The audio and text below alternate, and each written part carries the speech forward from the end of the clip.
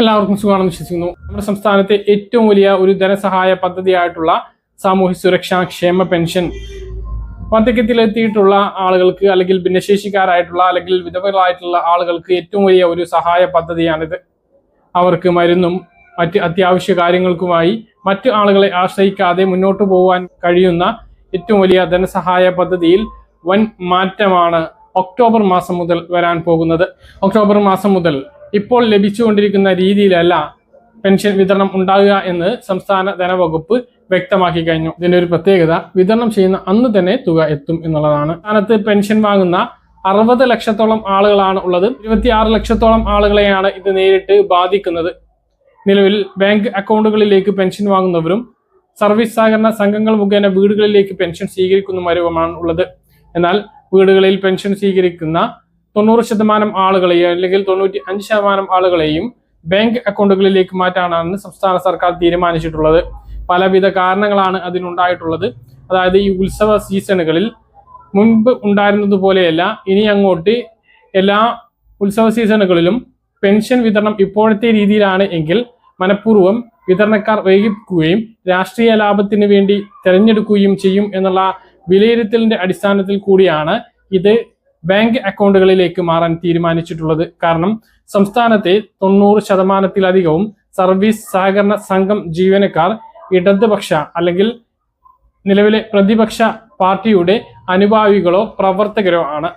അതുകൊണ്ട് തന്നെ അതൊരു രാഷ്ട്രീയ മുതലെടുപ്പിന് വേണ്ടി പെൻഷൻ നേരത്തെ വിതരണം ചെയ്താൽ പോലും അത് തടഞ്ഞു വെക്കുകയോ ഹോൾഡ് ചെയ്തു വെച്ച് അതൊരു വാർത്തയാക്കി സർക്കാരിനെ മുൾമുനയിൽ നിർത്താനുള്ള ഒരു സാഹചര്യം ഉണ്ട് എന്നുള്ള വ്യക്തമായ ഒരു കാഴ്ചപ്പാടിന്റെ അടിസ്ഥാനത്തിൽ തന്നെയാണ് ഈ ഒരു മാറ്റം കൊണ്ടുവരുന്നത് എന്നാണ് വിവരം.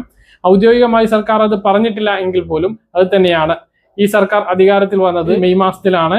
ആ ഒരു മെയ് മാസത്തിൽ വിതരണം ചെയ്ത പെൻഷൻ പോലും ആ ഒരു രീതിയിൽ വിവാദമായിരുന്നു. പെൻഷൻ ലഭിക്കാത്ത പെരുന്നാൾ എന്നൊക്കെ തരത്തിലുള്ള വാർത്തകൾ ഇടതുപക്ഷ മാധ്യമങ്ങൾ റിപ്പോർട്ട് ചെയ്യുകയും ഇടതുപക്ഷ സൈബർ ഹാൻഡിലുകൾ അത് ഏറ്റുപിടിക്കുകയും ചെയ്തിരുന്നു. അതിന്റെ കൂടി അടിസ്ഥാനത്തിലാണ് വി.ഡി. സതീശൻ സർക്കാർ ഈ ഒരു മാറ്റം കൊണ്ടുവരുന്നത്. അതായത് അവരുടെ നിയന്ത്രണത്തിൽ നിന്നും പെൻഷൻ വിതരണം മാറ്റുക എന്നുള്ള ലക്ഷ്യമാണ് അതിനുള്ളത്. അപ്പോൾ നിലവിൽ ഈ ഒരു സഹായം വീടുകളിൽ സ്വീകരിച്ചിരുന്ന ആളുകൾക്ക് വലിയ പ്രയാസം ഉണ്ടാകും.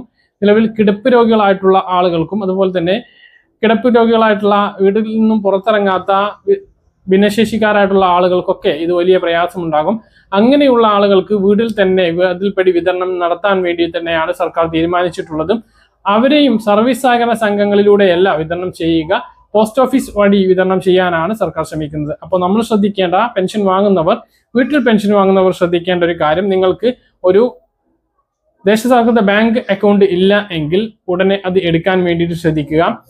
അത് സർക്കാർ എടുക്കാൻ പറഞ്ഞു കഴിഞ്ഞാൽ പിന്നെ അതിന് വലിയ തിരക്കാകും. അതുകൊണ്ട് തന്നെ SBIയിലോ അല്ലെങ്കിൽ ഫെഡറൽ ബാങ്കിലോ കാനറ ബാങ്കിലോ സ്വത്ത് ബാങ്കിലോ ഗ്രാമീണ ബാങ്കിലോ എവിടെയാണ് എന്ന് വെച്ചാൽ നിങ്ങൾക്ക് ഇഷ്ടപ്പെട്ട സ്ഥലങ്ങളിൽ നിന്നും ഒരു അക്കൗണ്ട് എടുക്കുക. സഹകരണ ബാങ്കുകളിലല്ലാത്ത ഒരു അക്കൗണ്ട് നിങ്ങൾക്കുണ്ട് എങ്കിൽ വേറൊരു അക്കൗണ്ട് എടുക്കേണ്ടതില്ല. ആ അക്കൗണ്ട് രേഖകൾ സേവനയിൽ സമർപ്പിച്ചാൽ മതി.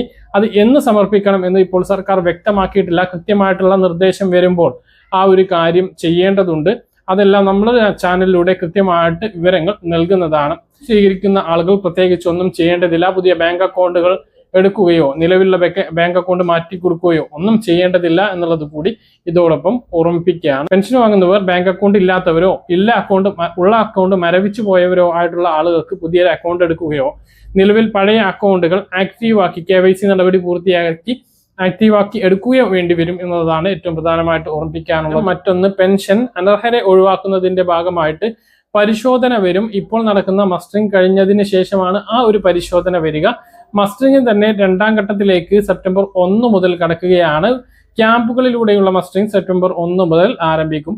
അവസാന ആഴ്ചകളിൽ വീടുകളിൽ എത്തിയുള്ള മസ്റ്ററിംഗും ആരംഭിക്കും. ഇപ്പോൾ ഇതുവരെ മസ്റ്ററിംഗ് ചെയ്യാത്തവർ ഉടനെ ചെയ്യാൻ ശ്രദ്ധിക്കുക.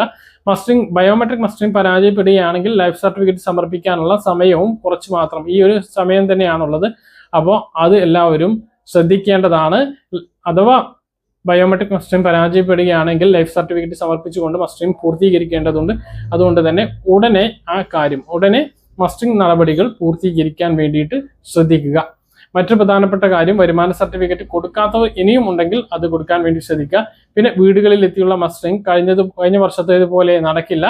തികച്ചും അർഹരായിട്ടുള്ള ആളുകൾക്ക്, അതായത് ഒരു തരത്തിലും അക്ഷയയിൽ പോവാൻ കഴിയാത്ത ആളുകൾക്ക് മാത്രമായിരിക്കും. ഭിന്നശേഷിക്കാരായിട്ടുള്ള ആളുകൾ, കിടപ്പ് രോഗികളായിട്ടുള്ള ആളുകൾ, അല്ലെങ്കിൽ പെട്ടെന്ന് എന്തെങ്കിലും ആക്സിഡന്റിലൂടെ അക്ഷയ കേന്ദ്രങ്ങളിലെല്ലാം പോവാൻ കഴിയാത്ത, പുറത്തിറങ്ങാൻ കഴിയാത്ത, നിലവിലെ മറ്റു പ്രശ്നങ്ങളൊന്നും ഇല്ലാത്ത ക്ഷേമ പെൻഷൻ ഗുണഭോക്താക്കൾക്കും വീടുകളിലെത്തി അക്ഷയ ജീവനക്കാർ മസ്റ്റർ ചെയ്യുന്നതിനുള്ള സൗകര്യം ഒരുക്കും. ബാക്കിയുള്ളവർക്ക് പറ്റില്ല എന്നുള്ളതാണ് ഇപ്പോൾ സർക്കാർ അറിയിച്ചിട്ടുള്ളത്. അപ്പോൾ ഇതാണ് പെൻഷൻ വിതരണവുമായി ബന്ധപ്പെട്ട് വരുന്ന മാറ്റങ്ങളുമായി ബന്ധപ്പെട്ട് നിങ്ങളെ അറിയിക്കാനുള്ളത്. ഇനി കേന്ദ്രത്തിന്റെ കൂടി ഒരു നിയന്ത്രണത്തിലായിരിക്കും ഈ ഒരു പെൻഷൻ വിതരണം ഉണ്ടാകുക എന്നുള്ളതാണ്. DBT ട്രാൻസ്ഫർ വഴി നേരിട്ട് ആധാറുമായി ബന്ധിപ്പിച്ചിട്ടുള്ള ബാങ്ക് അക്കൗണ്ടുകളിലേക്കാണ് തുക എത്തുക. പുതിയൊരു ബാങ്ക് അക്കൗണ്ട് എടുക്കുന്നതിന് വേണ്ടിയിട്ട് നിങ്ങളുടെ ഒരു പാസ്പോർട്ട് സൈസ് ഫോട്ടോ, നിങ്ങളുടെ മൊബൈൽ ഫോൺ നമ്പർ, നിങ്ങൾക്ക് പാൻ കാർഡ് ഉണ്ട് എങ്കിൽ അത് ആധാർ കാർഡുമാണ് വേണ്ടത്. ആധാറുമായി ലിങ്ക് ചെയ്തിട്ടുള്ള ബാങ്ക് അക്കൗണ്ടുകളിലേക്കായിരിക്കും ഒക്ടോബർ മാസം മുതൽ പെൻഷൻ ലഭിക്കുക എന്നുള്ളതാണ് വിവരം. പറഞ്ഞ കാര്യങ്ങൾ കൃത്യമായിട്ട് മനസ്സിലാണെന്ന് കരുതുന്നു. ഇതുപോലെ ഇൻഫർമേഷൻ ലഭിക്കാൻ ചാനൽ സബ്സ്ക്രൈബ് ചെയ്യുക, ബെൽ ഐക്കൺ എനേബിൾ ചെയ്ത് വെക്കുക. മറ്റൊരു വീഡിയോയുമായി നമുക്ക് ഇന്ന് കാണാം. ദൂരേക്കും ബൈ.